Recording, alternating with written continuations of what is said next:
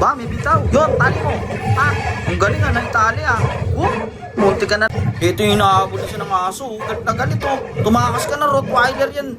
Di ka talaga sasantuin yan. Pumunta ka sa dulo. Ayun, pumasok ka sa kotse. Ay, ayan na. Ayan na, sinasabi ko. Nakagat yung bag. Nasa labas. Galit na galit yung aso. Tayo na kasi kinuha mo yung pera nila eh. O ano yan? Yung kabilang bintana. Pucha, isara mo agad. Galit na galit yung aso. Isara mo na, mabilis. Ikot mo. Bahala ka pag nakapasok. Gagawin ka kapunan niya na yan na. Bilisan mo. Ayan na. Okay. Teka, ba't ako kampi sa'yo? Teka, sige. Total, babae ka naman. Ikaw naman palaging tama dyan. Ayun lang, nasa labas yung pera. Paano mo ngayon makukuha yan? Paano ka makakatakas? Ay, yun yung aso. Paandarin mo kaya? Hanap ka ng susi dyan. Wala? Mainis ka. Yan. May ibang pamparaan yan. May ibang pamparaan. Huwag ka umiyak. Yung aso nga nakakagawa ng paraan. Ikaw pa kaya? Ayan, i-brainstorm mo yung sarili mo. Yan. Sige. Ano ka lang? Behave. Yan. Ganyan ang gusto ko, nag-iisip. Ayun, nakita mo may tali ah.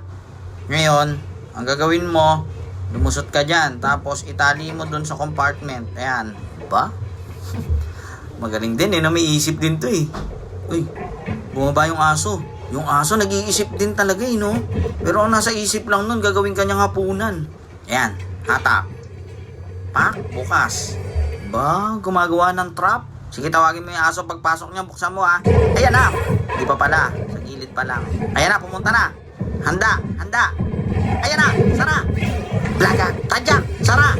Very good. Teka, huwag ka muna makapati siya sabi sa'yo. Ayan na, sumugod na naman yung aso. Gagawa ka na naman ng paraan paano mo lulutasin yung mga problema na yan. Ayan na, makakalabas yung aso. Suntukan mo. Ba, may bitaw. Yun, tali mo. Ah, ang galing nga ng tali ah. Munti ka na naman. Ang haba ng pinagdaanan mo. Nakatali na yan, lumabas ka na dyan. Yun, ayan na. Nakuha mo na yung bag. May pangnegosyo ka na. Kunin mo na yan, tapos umalis ka na. Para matapos na yung problema natin. Tayo, takbo. Putang ina mo, ayan na sa likod mo. Dinakma, sinapak, sinaktan na naman. Kawawa na sa'yo eh. Paulit-ulit kong inaayos tong relasyon na to. Paulit-ulit mo din ako niloloko. Tangina. Ang sakit-sakit na eh. Nagkaroon na nga ako ng trust issue. Pero paulit-ulit ko din sinasabi sa sarili ko, okay lang ako.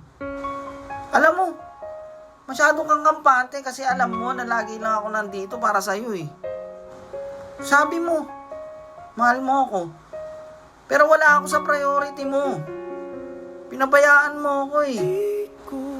Napapagod din ako. Pihira mo na nga ako replyan kasi sabi mo busy ka.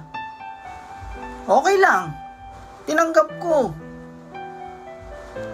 Sa araw-araw, gabi-gabi na pagtitiis ko na hindi mo ako nire-replyan, nasasanay na akong wala ka eh.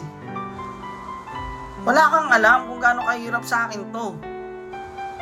Gusto ko makamusta pero nananahimik na lang ako. Kaya please lang, hayaan mo na lang ako. Wala eh. Matatanggap ko din siguro to. Pagtagal. Sana.